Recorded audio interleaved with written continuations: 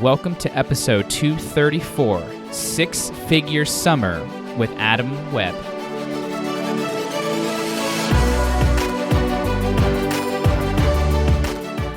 Welcome to the Be That 1% podcast. I'm your host, James Silvis, mindset specialist and performance coach. And here on the show, I'm going to challenge you to think deeper, commit to greatness, and develop a stronger mindset. You'll hear stories from those who are living life on their terms, and you'll receive strategies that will help you level up. So the question is, are you ready to be your own 1%? Let's get started.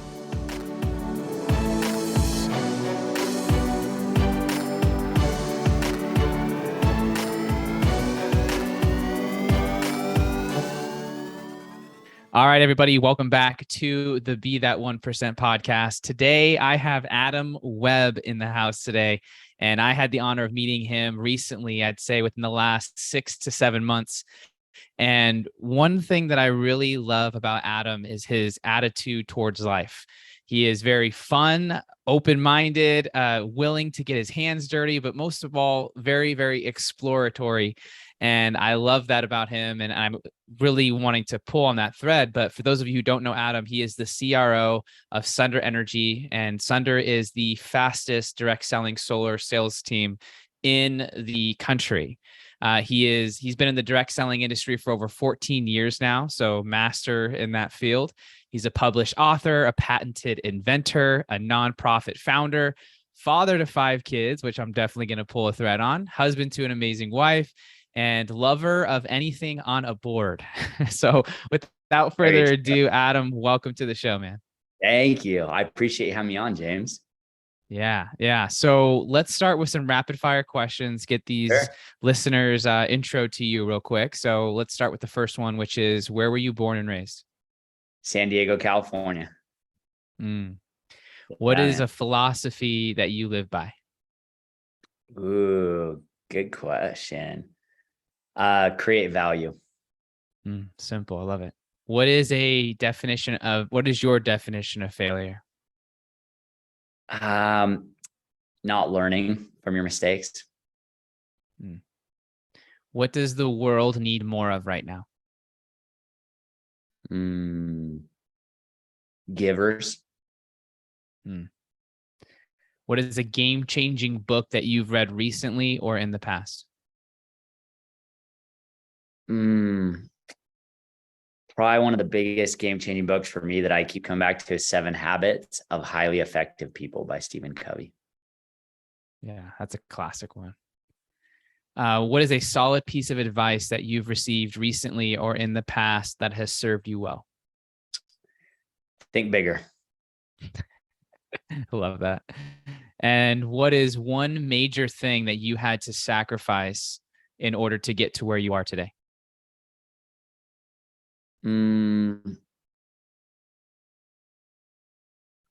Maybe instant gratification with financial stuff, delaying a lot of, not buying a lot of stuff that I wanted to buy. Yeah, I feel you there. Amazing. All right. So let's start with the first question here. I talked about it in your intro, but you're high energy, you're expansive in thought. One of your philosophies or the feedback is think bigger. Like that is you in a definition.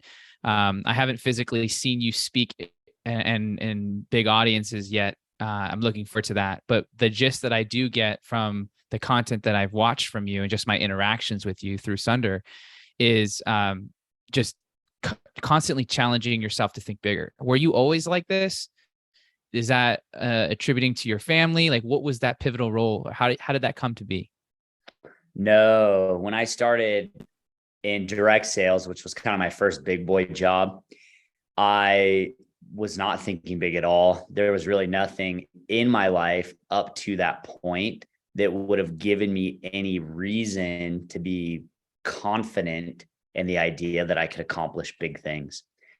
So when I started, I was thinking very small, and that was probably, age 22. I remember signing up to go knock doors for the summer, and I had a goal to make $11,000. I had done the back of the napkin math to figure out what it would cost to fix my car, pay off some debt, and prepay a little bit of rent. And that was like my mindset. Like, man, if I go out and work for a whole summer knocking on doors and I make 11 grand, that'd be pretty cool. That'd be pretty cool. And what was the catalyst for you to be like, I have to think bigger? Like, what was the pivot, the moment there? Sales surrounded me with people that were thinking bigger and were doing bigger things. And so, I'd get to sit next to someone that made, well, back then, 4 figures in a day, over several $1,000s in a day. And we were doing the same thing. We're in the same opportunity. And so that type of influence started me on this process of like, well, maybe I could do that too. And then you go out and do it, you hit these milestones, you hit these new peaks, and then now your vista is expanded. You can see more because you just scaled up a peak. Maybe it was a small peak for you and a peak that everyone around you scaled a long time ago, but for you, it's a new view and you can see higher things to go climb. So that's how it started to change for me, just being surrounded by people that were doing bigger things. Yeah. And once you were inspired by that, or just maybe held accountable because there's a new standard around you, what was the self-talk that you walked yourself through in those moments when challenges arose or problems surfaced, or maybe you found yourself in maybe like, can I even do this? Is this even possible? Yeah. My default mode was to assume that there was something different about me inherently that would prevent me from doing the things that other people were doing. Like, that person is the top sales rep making a healthy 6-figure income, but that's not me. I'm not that guy. So that's the way I like just intrinsically and naturally viewed it. My level up moments came when, for example, a leader called me up early in my sales career and just said, "Hey, Adam, like, I've been watching you, I've been seeing you, I've gotten to know you. And like, just so you know, I feel like you're the type of person that could perform at the highest level. Like, I really believe you could sell over 200 alarm accounts, be top rep in the company." And I respected this leader. And so the fact that they believed that they took the time to communicate that, I kind of borrowed that belief and was like, shoot, okay, well, maybe, yeah, maybe, why not? And then that mindset shift was enough to actually go do it. And then doing it created that new reality in concrete for me. Yeah, that's great. I love that. It's so important to have people in your corner that can, help either reinforce or give you that belief to take action on things you've never done before. So that's great. What would you say is one of your biggest fears that you've had to confront and maybe you still wrestle with in your pursuit of getting to where you are now? Good question. Just like kind of a fear that I have. Maybe just of, getting out of balance in life or not prioritizing the things that matter most. You hear it so much, it's a cliche, but people get to the end of their life and they look back and they have regrets that they spent too much time working and making money and not enough time with their kids. So that's like a fear that I have, because it's so easy to just get going and going and going.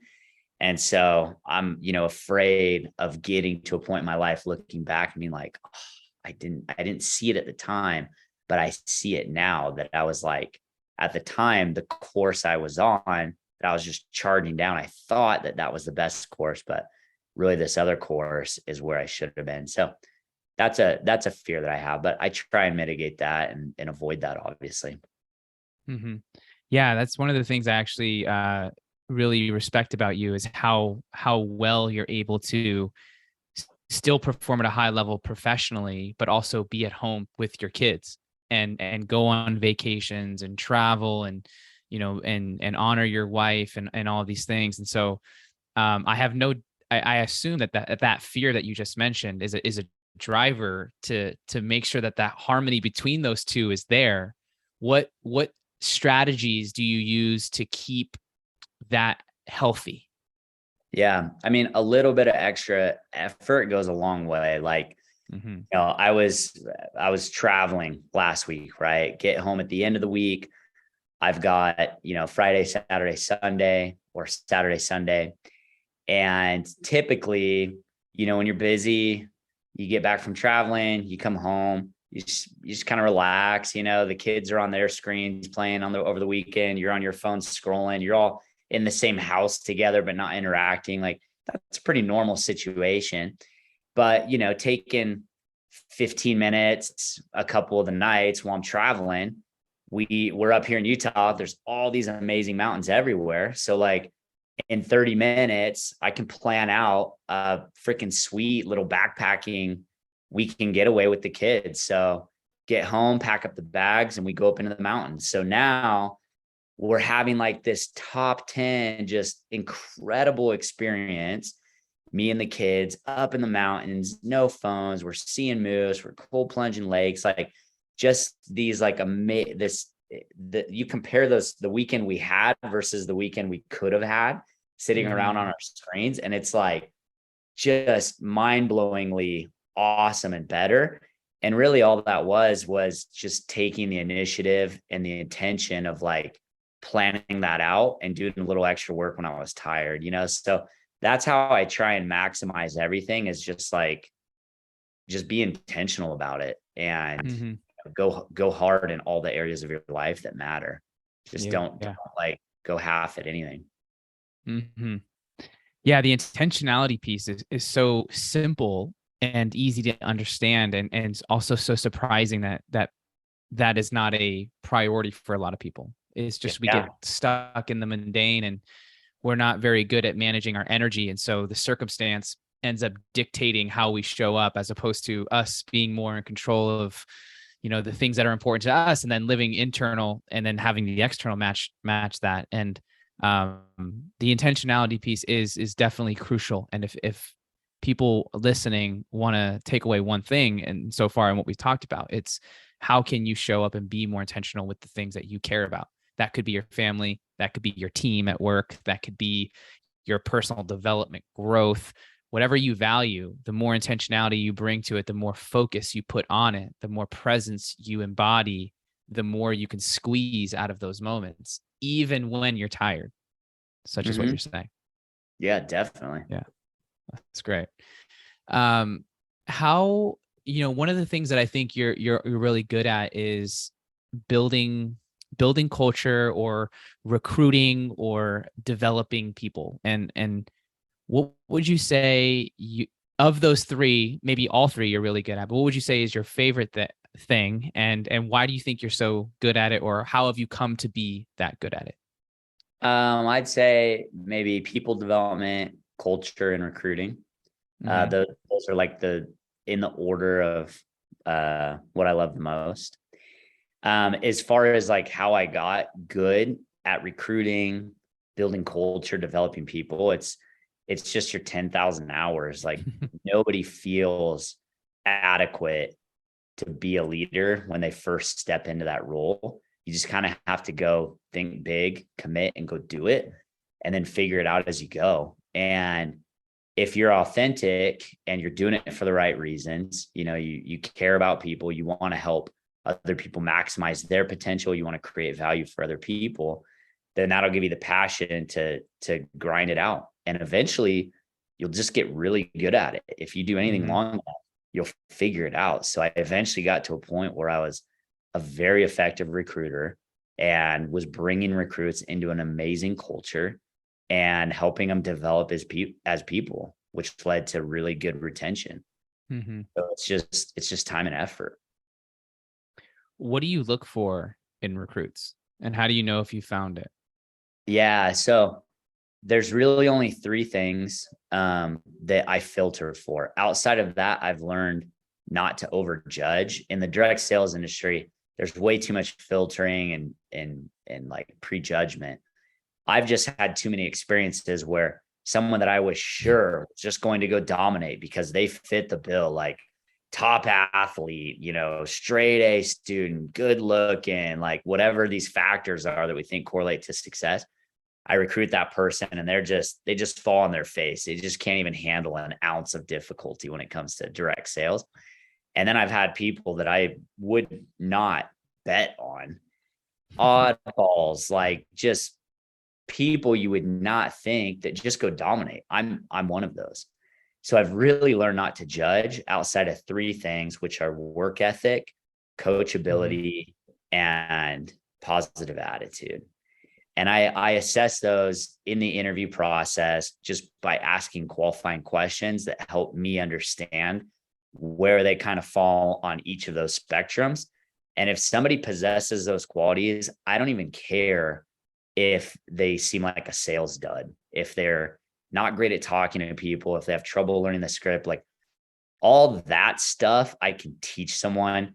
It's very difficult to teach work ethic, coachability, and positive attitude. So I just go look for people that have those attributes, and they always succeed in my sales programs. I love that.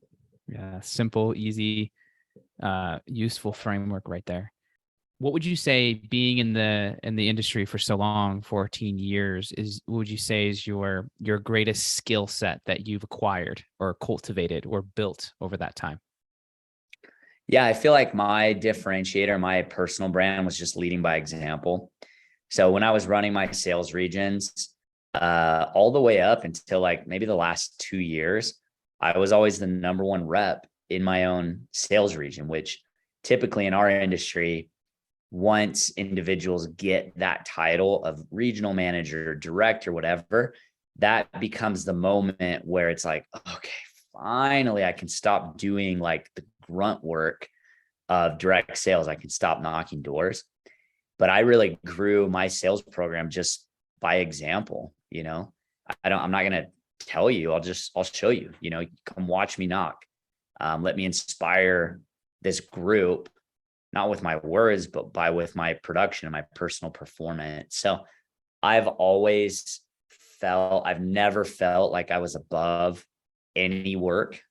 And I've never felt a desire to get out of the type of work that I'm asking other people to do. I still do that. Even as a company executive. Once a quarter, I go out and I just knock doors, just to make sure I'm still in it. And I think that was probably one of my greatest differentiators as a leader when I was running direct sales teams. As a leader and grower of these sales teams, what was your biggest challenge as a leader that initially was very difficult for you to do, and now either you're really much better at it or you're like you dominate in it?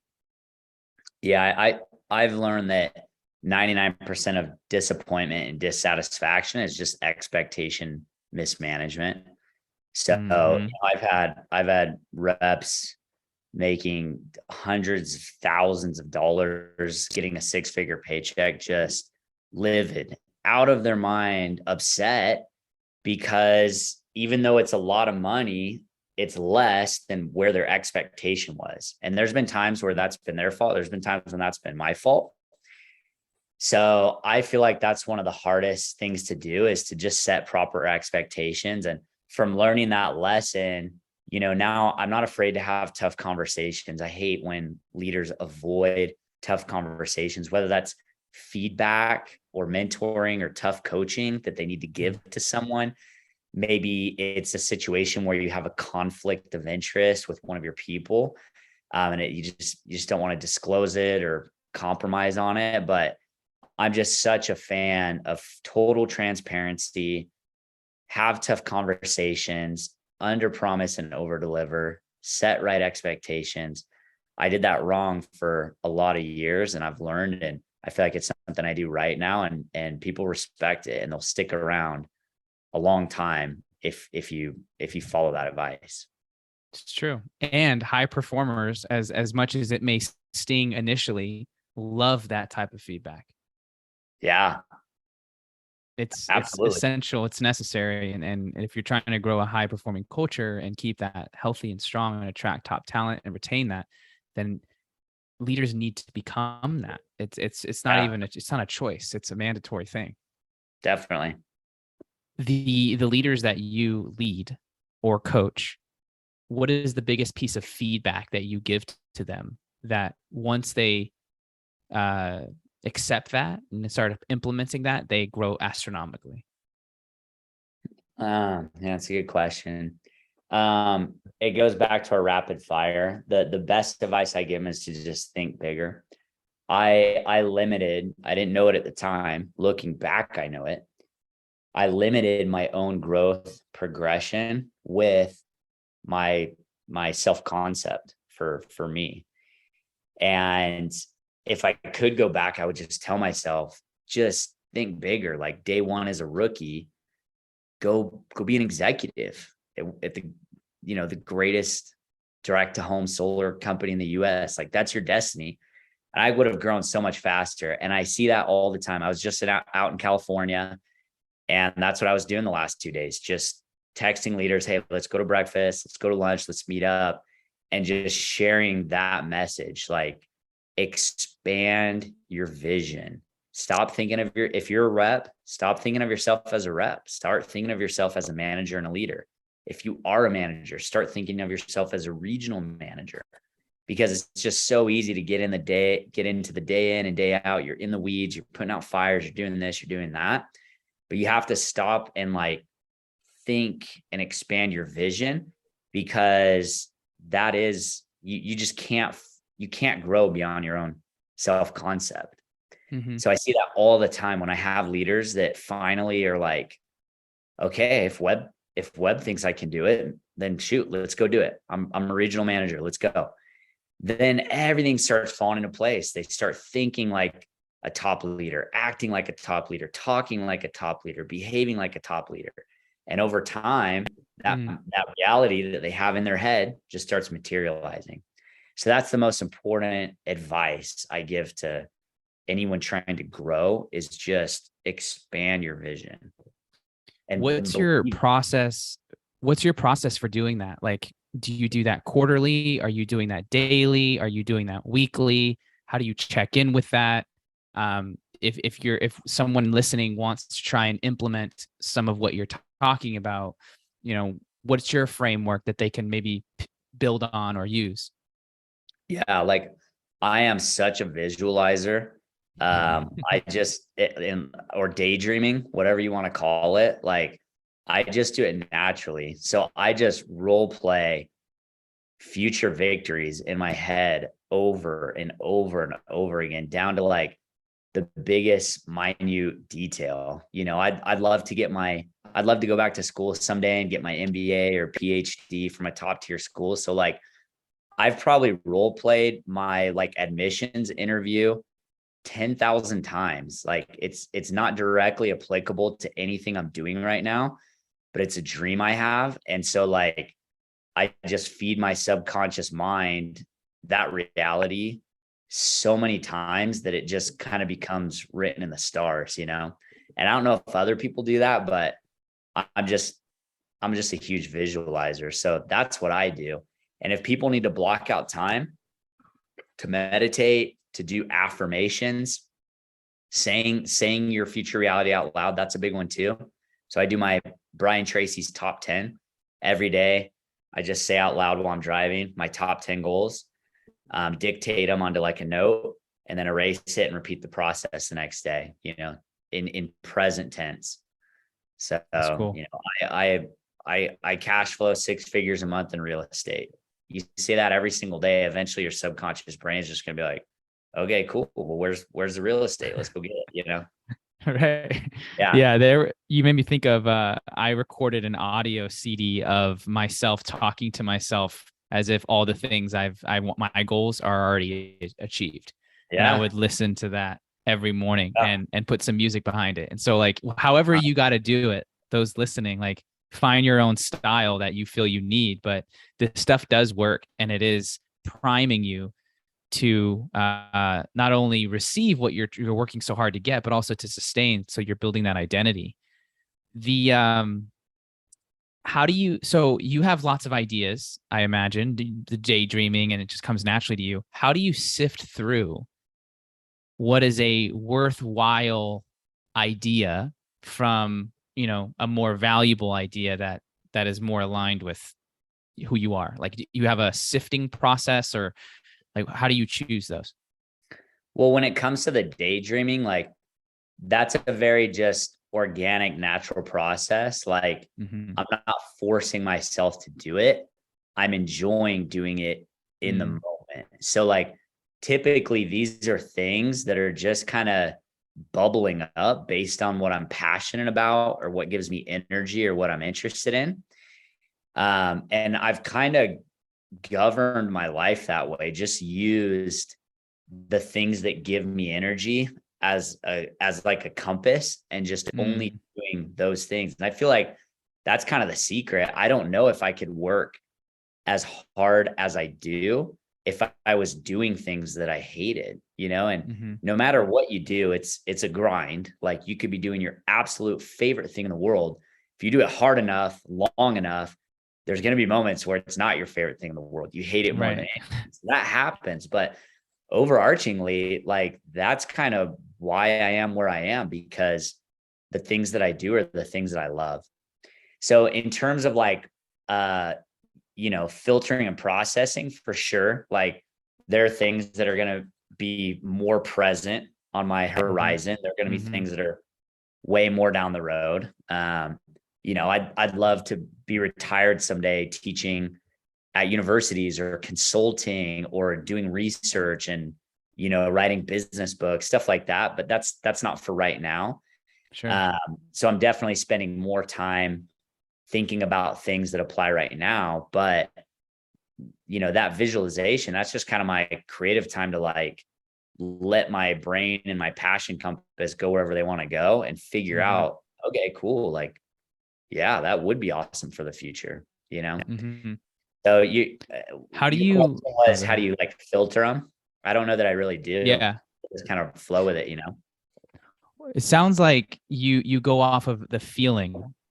Like Yeah. you have these ideas, and you're like, okay, that'd be really cool. How it feels really inspiring. I like that. And then if that initial check of like it feels good is there, then it's worthy of like exploring. And then the more you explore it, the more excitement you get. Then it's like, okay, this is probably something I need to do. That's what I'm hearing when you say that. Does that Yeah. sound right? Yeah, definitely. Does it get me stoked? That's Yeah. probably better than passion compass, a stoke compass. If I'm thinking about something and it's making me feel stoked, I'm just gonna keep thinking about it because then I'm gonna get more stoked. And who doesn't like Right. being stoked? Should get that a shirt. Should be Yeah, more stoked. be more That's great. stoked. Yeah. How do you view goals? I mean, there's many theories on this, and people say you should not have goals, or view goals differently, or have process goals. Like, how do you view those, and how often are you reviewing them? I know you mentioned the top 10 goals that you do daily, but like, is there a specific way that you jot those down, or how do you teach goals to your team? Yeah, goals is a pretty broad topic. There's so many different types of Right. goals. Um, so do you just mean like in general, like life goals, or like how Let's many go sales with do you let's get go to with business goals for right Okay. now. Yeah. Yeah. So, you've heard the acronym SMART goals, Yep. specific, attainable, realistic, timely, measurable, Measurable. Yeah. Yeah. I think I did SARMPed on that one, but SMART goals. Um, so yeah, like all of those matter, they need to be big enough that it stretches you, but attainable enough that you don't think they're impossible. So goals are huge. Like when I was out selling daily, I had a spreadsheet with all my goals: annual, quarterly, monthly, weekly, daily. And then I even had my day broken up into chunks when I'm out there knocking doors. Like I knew how many doors I needed to hit, how many people I needed to talk to, presentations, closes. Like my day was broken down into 15-minute increments when I was out on the Mhm. doors. Like that's the time frame I was thinking on. And I was checking in on that spreadsheet, every time I got out of a house or had a presentation, I was looking at it. Okay, my goal is 3 for today, 3 presentations or 3 sales. I got 1, I got 2 more. It's 4:00. I'm going till 9:30. That means I need to get 1. Like I had it just all Mhm. so mapped out. So it's not about having goals. It's about how you use them. You can have goals, and those goals could do absolutely nothing for you if you're not emotionally tied to them, if you don't actually care about them, if they're not present in your mind, then having a goal doesn't do anything. It's like a Yeah. hammer. Having a hammer isn't going to build a house. You got to pick it up and go swing it, you know? Right. Yeah. I asked that question because I see a lot of people who set goals not for themselves, but they set goals that other people think they should set, Yeah. you know, and it's Yeah. like, Yeah. I want to make $1,000,000, but you're like, well, why? And you're like, Do you? because everyone Yeah. else is around me. It'd be like, why? But why? Yeah. And it's really hard for them to answer that. It isn't until you know exactly what that money's going to go towards or how that's going to attribute to the lifestyle that you want, that you have that, what you say, emotional connection to it, then it makes sense. Then all the work you put in is justified by meaning, which brings out a different part of you. But if you're just setting goals to set goals because you think they're good and you just throw something on a piece of paper, well, Yeah. don't be shocked if you don't get close to it. Absolutely. Yeah. Yeah. So, investments. I know, you talk a lot about this on your Instagram and where you Yeah. put your time, your money, your energy. What have been some of your most important investments you've made, let's say over the last 5 years? Real estate, owner occupying investment property. That's been the best Yeah. strategy for building wealth for us. Like that's how we built 7-figure wealth. And it's a predictable format. Like anyone can follow that. It's low risk. Um, it's attainable. So like that's been the key strategy that we've used to build wealth. And then just Yeah. dumping money into the stock market, not getting Yeah. in out of positions, just buying index funds, buying the market, consistently investing. That's the way you do it. Mm-hmm. You're high energy. You're all over in all of the best ways. How do you maintain that level of energy? How do you rejuvenate? How do you recover? Yeah, good question. I mean, it's easy to have high energy when everything you do gets you stoked, you know? It's So true. that's the best way to do it. Like I kind of build my life around the things that give me energy. And so I have unlimited energy. But obviously, we're human and there's only so many hours in a day. So yeah, there's a lot of things that help me kind of de-stress. Like for me, any activity that forces me to just be super present, usually because there's like a danger or risk factor involved, is like very therapeutic for me. So like we live up on a mountain here in Utah. We got big hills. If I'm having a stressful day, like I'll just go grab my skateboard and just go rip down the hill. And like, I'm not thinking about anything else except for the asphalt below me and what I'm doing with my feet and the adrenaline and the endorphins. It all gets going. So for me, those types of activities are very like balancing and centering. So I'll know when I'm getting like stressed out or stretched and go do that type of stuff. I love that. I'm similar to that. I don't know about skateboarding because that'll probably freak me out more than anything, but I'll do a float tank for sure. Float tanks, I love cold plunges, love cold water, all of it. Yeah. What's something that fatherhood has taught you, being a father of 5? I mean, I'm a Yeah. father of 1, another one on the way. So two here shortly, but 5 is another ball game. Yeah.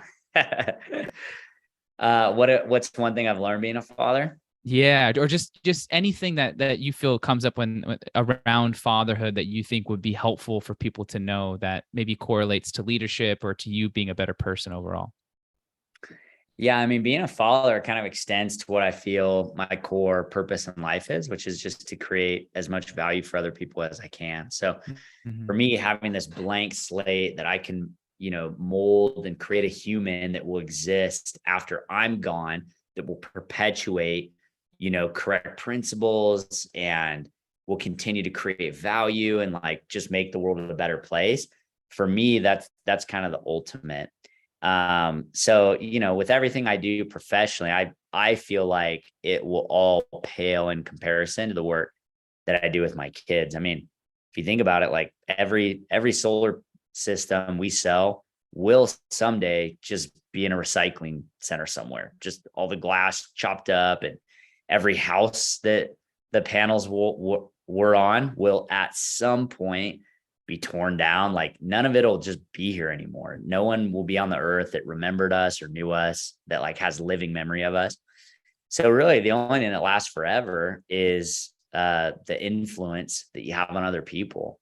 And so that's kind of how I see fatherhood. It's like my chance to perpetuate goodness, and definitely because I can teach them and they'll teach their kids and they'll teach their kids, and that just kind of goes on. So that's been like the highest stoke for me in life is being a father for that reason. Mm-hmm. Is there, because you have, what's the breakdown? Is it 2 boys and 3 girls, or? Yeah. Girl, boy, girl, boy. That's awesome. Yeah. What are some lessons that your sons have taught you? And then what are some lessons that your daughters have taught you? That's a good question. It's a cliche, but they are just different. They you know, are. like they're just different. Like I'll come home and my daughters will run up and give me a hug and want to like hold it for a while. And my youngest son will run over, just fist flying, right? He wants me to block his punches and punch him back and then tackle him on the floor. Like they're just different. So, I don't know. That's a really good question. What have my daughters taught me that's unique? I mean, for me, like I'm a hyper analytical, cognitive, logical person. I don't feel big emotions. Emotions don't linger long. So for me, like my world paradigm is just very based in analysis and logic. And my daughters definitely are feelers. So that's been really good for me to just help me level up as a person, because not a lot of people are like that. Most people, I feel like, feel more, and emotions are a bigger part of their life than they are for me. So having daughters has helped me to be able to like build that side of me, be in touch with that side of me. It's made me a better leader, more empathic, Absolutely. more understanding, more likely to pause for a second if I'm having an interaction and think like, hey, maybe this is like less about identifying and solving a problem and more about just like having a connection and just helping someone feel validated and understood, So my daughters have helped me become a better person in that way for sure. I love that. And what about for your sons? My sons, I just get to go blow stuff up with my sons. So it's just more smoke, My daughters are awesome too. They're Cindy as well. Actually, probably my Cindy kid is my middle child, who's my daughter. She's down to jump into the frozen lake or go bomb the hill, whatever it is. So I have a good time with my kids. That's amazing. How do you view challenge or problems in general when something gets presented to you through an email, a text, a conversation? How do you, I guess it depends on the problem, but is there a way that you approach those? Is there a way that you perceive that as it's happening that helps you solve it or handle it efficiently? I like Jocko Willink, his response. He wrote Extreme Ownership. He was a SEAL team platoon commander. So his response to problems and challenges is good. Yeah, he actually has a whole video on it where it's like, Jocko, like the tank blew up. Good. Like that's just what he says to everything. Good. That's just his instinctive response. Like, here's a problem. Good. Why is this good? I don't know, but it is good. It's good.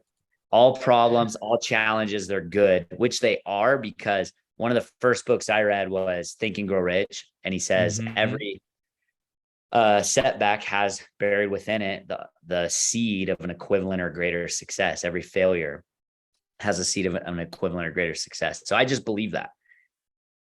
How? I don't know. Sometimes it's really hard to see how a challenge or a problem could in any way, at any point, ever be anything but a problem.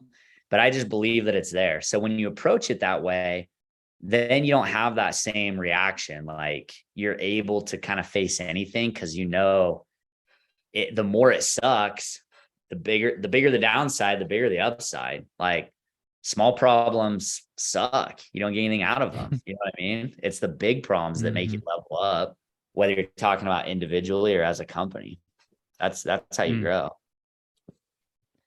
And ultimately, that sounds how one can become bulletproof or unshakable, is by entering those interactions or those situations with the good mindset, right? You're forcing your mind to find the lesson that's going to make you better, as opposed to perpetuating that problem and only focusing on the thing that you can't solve, or staying stuck in it to the point where your focus is restricted and you're not seeing the whole picture. Yeah. It's amazing. I love that. Thanks, well, let's see here. What is something that you feel people don't talk about enough, that if they did, their whole life would be completely different? In business, or let's go in several domains. So let's go in business, then let's go in intimate relationships, and then let's go in parenthood. Yeah. Okay. So in business, something that people don't talk about enough. I think in business, there's a culture of like perfection. So, and I dealt with this a lot where, you know, leaders don't want their people to see them bleed. So they don't want to be vulnerable. They don't want to have their mistakes out on display. And I think that makes them come off as like inhuman and hard to relate to, and it hurts relationships. So my advice to leaders, and this is one of my greatest weaknesses, so I'm talking to myself too, is like learn to be more vulnerable, and just be okay with like imperfection and making mistakes. Don't try and hide it. Don't try and like spin it. Like just let it be what it is. So I think that's probably the biggest one in business, like just talking about failures and being okay with it.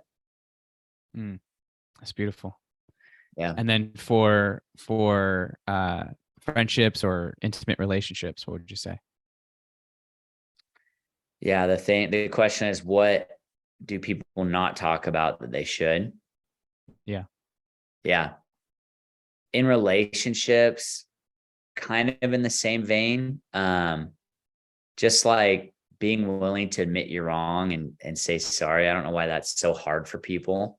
But really just ownership, you know, like people just get so defensive, myself included. And it's like, you're wrong in a situation, but your mind starts like coming up with all the reasons why it was actually someone else's fault. And it's like, who cares? Like, just make it your fault. Like, that's another thing Jocko Willink says. It's always your fault. If you're a leader, like it's just your fault. Why, how? I don't know, but just own it. Take ownership, even if it's not your fault. I'll take ownership for it. People respect that.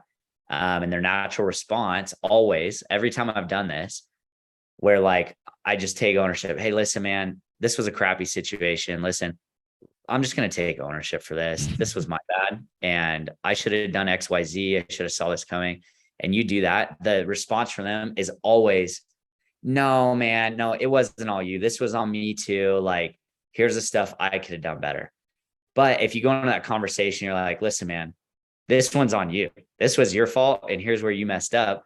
They only respond one way, which is, no, it wasn't. Like, this was his fault, or your like defensiveness. So I think in relationships, and this ties back to the vulnerability, like just own everything, you know, take accountability and own everything. Love that. Yeah. You're author, obviously, of Six Figure Summer, which is people are talking about how crazy that book is and how much they've learned from it. What gave you the inspiration to write it? I think you wrote it pretty quickly also. And then I think there's another book coming, and tell us a little bit about that. Yeah. So I didn't set out to write a book. The Six Figure Summer actually started as more of like a pamphlet. Is probably the best you could describe it. It was like 20 pages printed at like FedEx and kind of stapled down the middle and like folded over. But there was just one rep that wanted to hit 200 alarms in a summer. That was the 100K mark in commissions. That was top 1% performance. So I trained him and he went out for the summer and he did better, but he didn't hit 200. So we ran it back. I trained him. He went out again. He did better, but he didn't hit that 200 sale mark. And then I was like, okay, what's going on? I must not know what it is that allows me to do this, because I'm clearly not able to teach it to him. He's doing everything I'm telling him. Mm-hmm. So I pondered on this for months. It was like driving me insane, just picking away at my brain. And then I had this epiphany where I realized that what separates top performers from everyone else is not their pitch or what they do. It's who they are as people. It's the principles that they embody. So the question should be not what's your pitch, but what are the right principles that'll help me become dominant in a top 1% performer. So I thought through that and I wrote them down. There was a short list of them. I wrote those down. I gave it to him and said, read this like every day during the summer.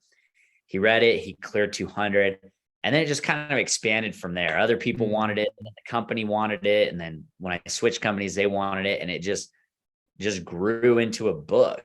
So I never actually set out to do that. It just evolved naturally from a desire to create as much value for other people as I possibly could. That's beautiful. I love that, dude. Thank you for trusting that and for having the courage to put that out and try it again and again and again. Cause maybe someone would go through it a couple of times and after those failures be like, maybe this, I'm not cut out for this. Maybe I'm just not that type of leader. But for you to continue with that work and ultimately create something that of value that can last long after you're gone is the definition of legacy. So kudos to that. Yeah. And so what about the new book? The new book. Okay. The sequel, naturally called The Seven-Figure Summer.